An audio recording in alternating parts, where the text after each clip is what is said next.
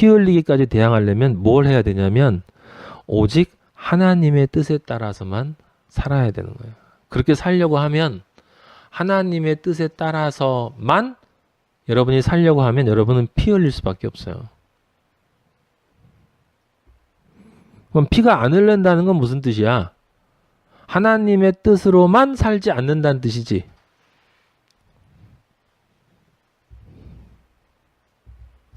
예수님은 그것을 어떻게 말씀하셨습니까? 은밀한 곳이라는 말이요. 우리가 이미 봤던 마태복음에 여러 번 나와 있어요.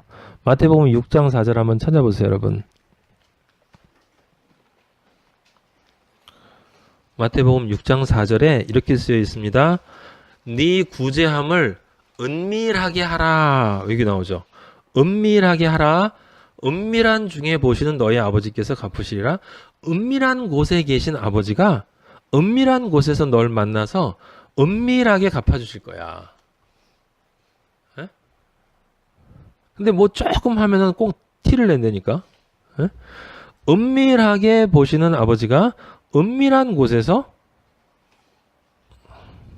그래서 여기 구제의 핵심이 뭐였어요?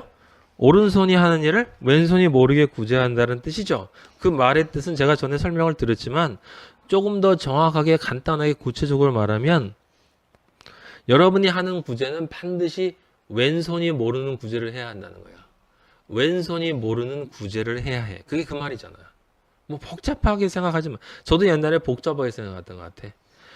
그냥 간단하잖아. 그 말 그대로 왼손이 모르는 구제를 해야 된다는 거예요. 그럼 왼손이 모르는 구제가 뭡니까? 우리가 세상에서 이 세상 사람들이 얘기하는 모든 구제는 다 왼손이 아는 구제야. 왼손이 모르는 구제는 뭐야? 그건 곧 사탄이 모르는 구제. 사탄은 알 수 없는 구제. 그 사탄이 모르는 구제가 뭐예요? 영의 구제지 뭐. 영의 구제. 죄악 바다에서 구제해내는 게, 구호해내는 게 영의 구제지. 그러니까 구제함을 은밀하게 하라.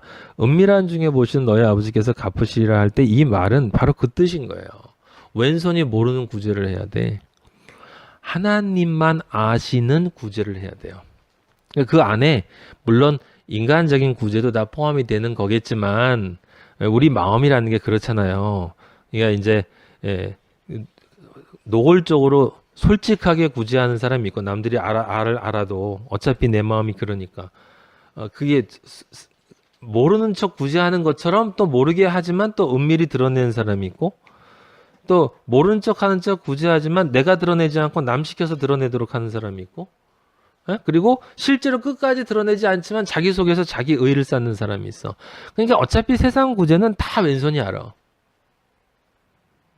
내 거 아닌 구제를 해야 돼. 그 전달. 예수님 복음을 전달하는 것만 그게 진짜 구제인 거예요. 그게 모르는 거예요. 근데 그 진리를 알아야만 또 그게 진짜 구제가 돼. 그러니까 구제하는 게 엄청 어려워요. 6장 6절에 보면 기도에 대한 얘기도 나오죠. 기도할 때 골방에 들어가 문을 닫고 은밀한 중에 계신. 여기 골방이 바로 전능자의 그늘이에요. 이게 여기가. 그죠? 은밀한 중에 보시는 내 아버지께서 갚으시리라. 골방에 들어간다는 건 또 무슨 뜻이에요? 골방에 들어간다는. 그건 아버지와 나만의 관계가 있어야 된다는 뜻이라고 제가 말씀을 드렸는데 아버지와 나만의 관계가 있는 사람은 반드시 이 세상에서의 삶이 예배가 돼야 되고 그 예배는 영과 진리로 예배드리는 삶이 돼야 돼. 자기의 삶이 영과 진리로 예배드리는 삶이 돼야 돼요. 그 예배드리는 삶을 사는 사람이 진짜 기도를 드리는 것이고 그러면 그렇게 예배드리는 삶은 반드시 7회 창조의 길을 가게 돼 있어. 그러니까 7회 창조의 길을 가는 그 사람이 골방에서 기도하는 사람이야. 그게 에녹이에요. 세상에 보이지 않는 사람. 세상에서 보이지 않는 사람. 왜? 전능자의 은밀한 곳에 숨어 있거든. 사탄이 아무리 현미경을 가지고 봐도 안 보여요. 안 보여. 17절에도 나와 있어요. 너는 금식할 때 머리에 기름을 바르고 얼굴을 씻으라. 이 말 여러분 다 알죠? 머리에 기름, 성령으로 얼굴을 씻는다는 건 내 영혼을 늘 새롭게 하라는 뜻이야. 성령과 말씀으로 너의 영혼을 늘 새롭게 해라. 그 언제? 금식할 때에. 이 세상에서 이 세상으로부터 자유로워져서 예수 그리스도의 재림만 바라면서 그것만을 그 소망을 가지고 살아갈 때에 항상 성령과 말씀으로 너의 영혼을 새롭게 해라. 그래야 세상으로부터 자유로운 삶을 산다. 그 6장 17절 말이 그 뜻이죠. 네. 18절에 보면 이는 금식하는 자로 그렇게 해야 사람에게 보이지 않고 오직 은밀한 중에 계신 네 아버지께 보이게 하려 함이라. 그것만 해야 돼. 왜? 지금 이 말씀도 이렇게 이해만 하는 것이 아버지만 주신 말씀이야.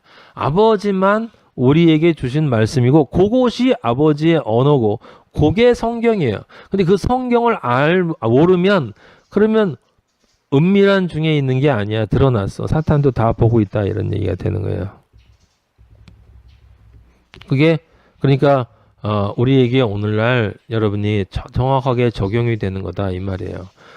전능자의 그늘 안에 사는 것 정리합니다.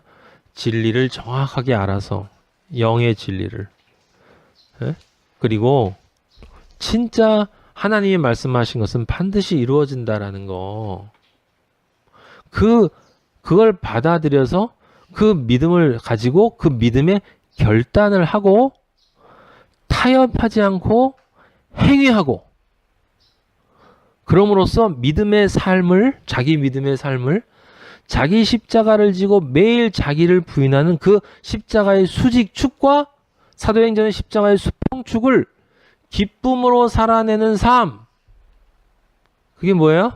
골방 그게 뭐야? 십자가의 그늘 전능자의 그늘이에요. 하나님의 그늘은 십자가의 그늘이다. 그 십자가를 믿는 믿음의 그늘이다.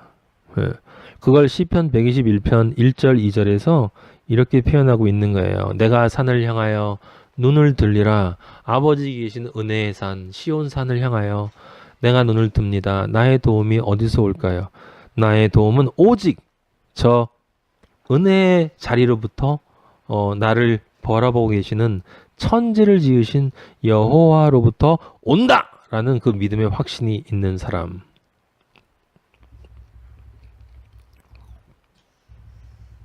그게 전능자의 그늘에 있는 사람이다. 그게 시편 91편의 서론이에요. 서론. 그 전능자의 그늘. 그렇게 그늘 안에 있는 자. 그 사람에 한해서 아버지가 어떻게 그 그늘 안에서의 지키신다를 구체적으로 작동시키시는가 그게 이제 3절부터 나와 있단 말이에요. 3절에 보면 이는 그가 너를 새 사냥꾼의 올무에서와 심한 전염병에서 건지실 것이미로다. 거기 보면 새 사냥꾼의 올무가 있어요. 사냥꾼인데 새를 사냥하는 사냥꾼이야. 다른 걸 사냥하는 게 아니라 새를 사냥해요. 물고기를 사냥하는 게 아니라 이제 그 죄악된 바다에서 나와서 이제 새로 하늘을 날고 싶어하는 그런 존재를 사냥하는 성소에 들어가기를 원하고 성소의 삶을 살아보겠다고 몸부림치는 우리 그리스도인들 성소 안에 그리스도인들을 사냥하는 사냥꾼이 있다 이 말이에요. 그 사냥꾼이 그리스도인을 사냥하기 위해서 올무를 놓는다. 그러니까 지금 새 사냥꾼이니까 사실은 새가 되려고 하는 게 아니라 이미 새가 된 거지. 새가 된 거니까 얘는 이미 뭐예요? 그 말씀과 성령의 사람이 된 거야. 우리 그리스도인인 거죠. 그리스도인을 사냥한다. 그러면 이 사냥하는 놈이 누구예요? 사탄이지. 그게 베드로전서 5장 8절에 풀어서 뭐라고 써 있냐면 근신하라 깨어라 너희 근신하라 늘 이렇게 주의해. 에? 쳐 자지 말고 좀 영적으로 깨어라. 그래서 잘 감시해. 이것저것 주의를 잘 둘러봐. 이게 바깥에서 공격으로 오는지 내 안에 유혹으로 오는지 제 경험으로는 알고도 쓰러지지만 어쨌든 그래도 근신하라. 깨어라. 오기만 해봐. 내가 말씀으로 내가 대적해서 이길 거야. 대적해서 내가 승리할 거야. 라고 하는 그런 마음을 가지고 아까 위에 있는 것처럼 늘 하나님의 기름을 얼굴에 기름을 바르고 뭐야? 성령의 얼굴을 씻어라. 그걸 해야 되는 거야. 매일매일 성령과 말씀의 인도하심을 받아서 내 영혼을 새롭게 하는 것. 그게 뭐야? 근신하고 깨어 있는 거잖아. 근신하고 깨어 있는 거. 너희 대적 마귀가 누가? 새 사냥꾼이 우는 사자같이 두루 다니며 올무를 놓고 덫을 놓고 이게 잡으려고 이렇게 삼킬 자를 찾아다닌다 이런 이야기예요. 그래서 너희는 믿음을 굳건하게, 그래서 믿음을 굳건하게 하라고 써 있잖아요. 여기 지금 믿음을 굳건하게 하라는 게 뭐예요? 아버지의 그늘 아래 피하라는 거예요. 그게 아버지의 그늘 아래 피하라. 그를 대적하라. 이는 세상에 있는 너희 형제들도 동일한 고난을 당하는 줄을 알미라.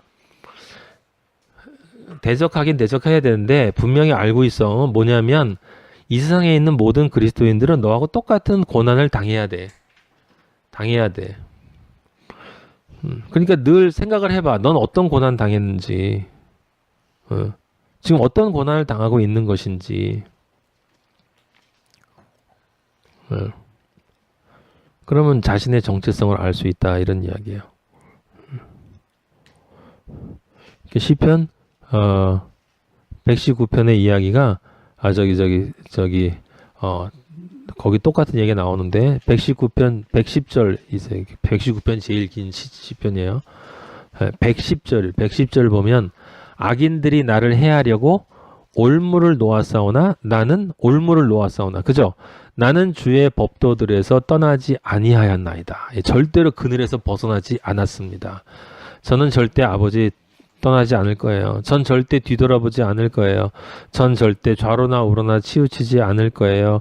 전 절대 타협하거나 전 절대 어떤 식으로든 아버지의 말씀에 그 정결하고 거룩하고 순결함을 더럽히지 않을 것입니다. 그러려니까 피 터지게 싸울 수밖에 없네요. 하지만 아버지의 아들이라는 게 분명하고 나는 하나님 우편에 앉은 존재로 이미 살아가고 있기 때문에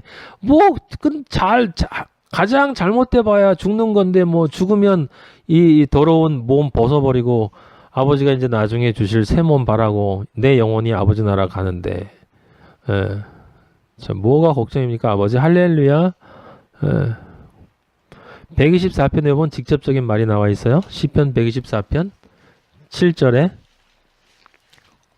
우리의 영혼이 사냥꾼의 올무에서 벗어난 새같이 되었나니. 이 노래 있잖아요. 사냥꾼의 올무에서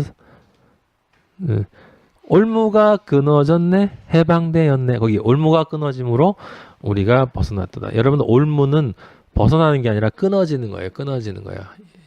예수 그리스도의 십자가로 끊어버리셨거든. 아주 박살내버렸단 말이에요. 사탄의 올무를. 그래서 실제로는 사탄은 우리를 이렇게 올무를 놓는다고 쫓아다니지만 실제로 올무를 놓는 게 아니야. 올무 같은 걸 놓는 거지. 그럼 나는 걸린 것처럼 생각하고 내가 괜히 거기 걸렸다라고 생각하고 혼자 우왕좌왕하는 거예요.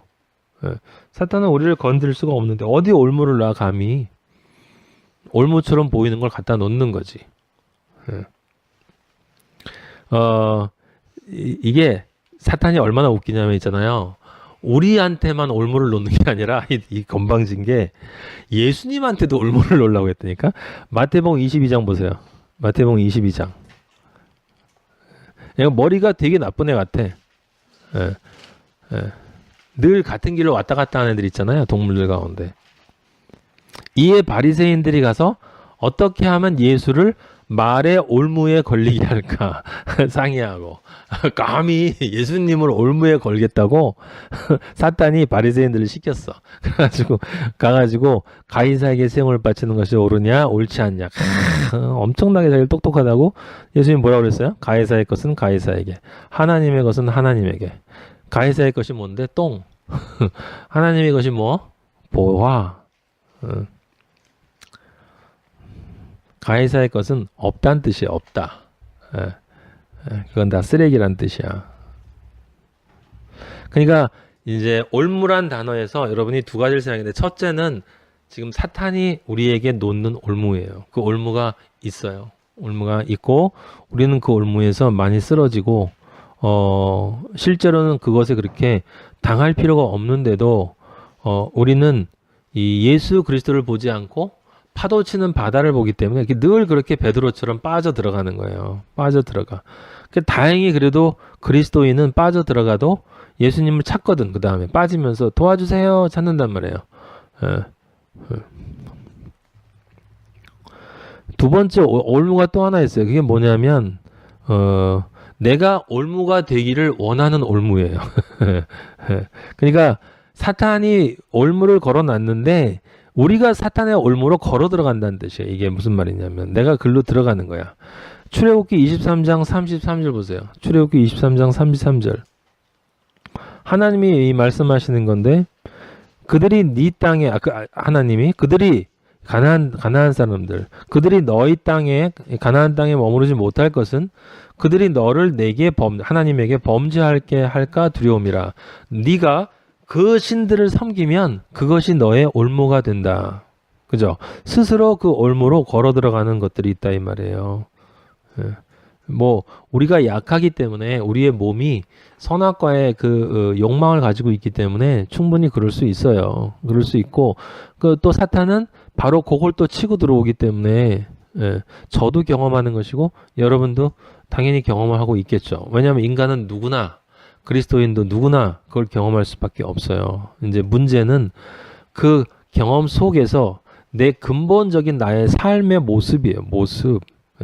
이 아버지를 향해서 이렇게 가다가 가끔 쓰러지는 거 어쩔 수 없이 하고 늘 쓰러지면서 원래 그래 라고 하는 거하고는 차원이 다른 얘기라는 걸 여러분들이 다 아시겠죠. 그러니까 내 안에 선악과가 있고 내 몸이 가지고 있는 한계가 있어요. 그게 이제 내 자신의 올무가 된다 이런 이야기예요.